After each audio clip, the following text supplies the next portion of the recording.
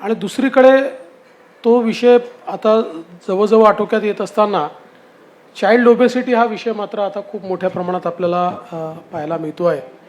आणि विशेषतः urban lifestyle जी आहे त्याच्यामध्ये तर अधिक मोठ्या प्रमाणात मला असं वाटतं चाइल्ड ओबेसिटी हा एक महत्त्वाचा विषय या ठिकाणी तयार झालेला आहे. आणि म्हणून मला असं वाटतं की आता प्रधानमंत्री मोदयांनी जे काही या ठिकाणी आयुष्यमान भारत ही जी योजना सुरू केली आहे त्याच्या अंतर्गत मला असं वाटतं की म्हणजे प्रेग्नंट महिलेपासनं या सगळ्या गोष्टींची काळजी घेणं अशा प्रकारचा एक त्यांनी तो कार्यक्रम आखलेला आहे.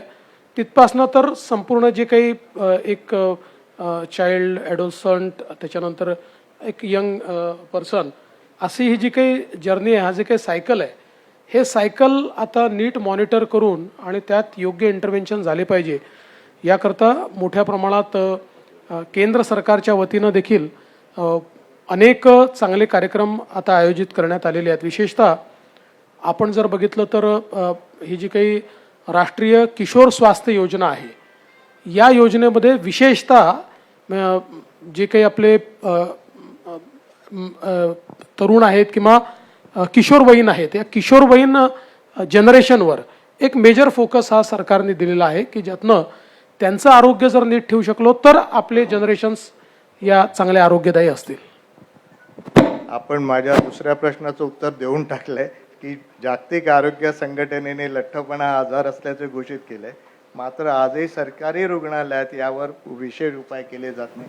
सरांनी आत्ताच सांगितलं. त्याच्यात एक अजून जे सरकारने केलं आहे म्हणजे त्याचं एक आपल्याला सांगतो की असं we have started recognising this of late. म्हणजे साधारणपणे एक 14-15ला जो काही एक नॅशनल सर्वे झाला त्यानंतर याचा फोकस वाढला. म्हणजे त्यानंतर विशेषतः आपल्या लक्षात हे आलं की चाइल्ड ओबेसिटी हा एक प्रॉब्लेम किंवा अशा परिस्थितीत चालला आहे.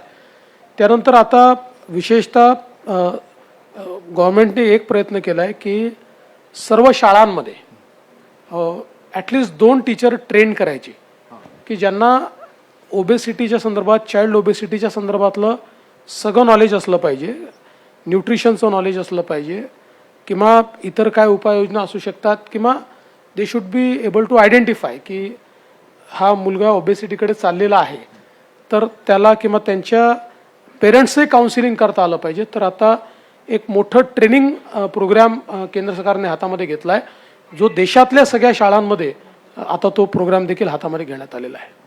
अगेन तुम्ही परत माझं तिसऱ्या प्रश्नाचं उत्तर दिलंय. मला फक्त इथे एक ॲडिशनल करायचं होतं की आपण जेव्हा लहान होतो त्यावेळेस पीटीचा प्रश्न, पीटीचा त्रास असायचा, तो आता सध्या दिसत नाही कुठल्याही शाळांत. तर पीटीचा तास कंपल्सरी करणं जरुरी आहे का? आणि सेकंडली आता हे समर ट्रेनिंग असतात किंवा मिलिटरी ट्रेनिंग, आपण अमेरिकेमध्ये जिथे बघतो की मिलिटरी ट्रेनिंग हा एक अविभाज्य भाग असतो त्यांच्या लाईफमध्ये, तसं करणं जरुरी आहे. मला असं वाटतं की आता विशेषतः स्टेट गव्हर्नमेंट आणि सेंट्रल गव्हर्नमेंटने दोघांनीही शाळांना पीटीचा तास कंपल्सरी केलेला आहे आणि बिना मैदानाची शाळा सुरू करता येणार नाही असाही नियम केलेला आहे. त्यामुळे सगळ्या शाळांना मैदानं असणं हे कंपल्सरी केलेलं आहे.